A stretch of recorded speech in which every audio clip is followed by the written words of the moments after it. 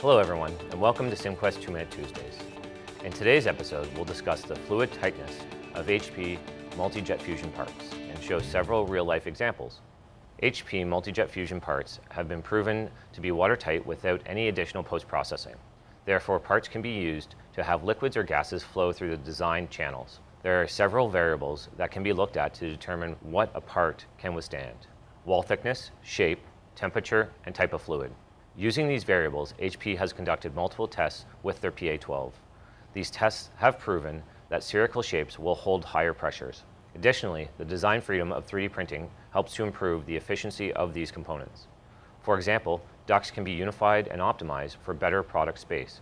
Along with the structural strength of HP MJF parts, PA12 has a high chemical resistance, making it ideal for interaction with many fluids. This chart shows some of the fluids that have been tested.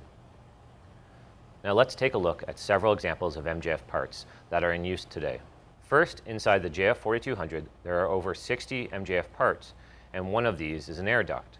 This was several parts consolidated into one to provide internal airflow to the printing carriage. Next, you can see the use of an end arm tool.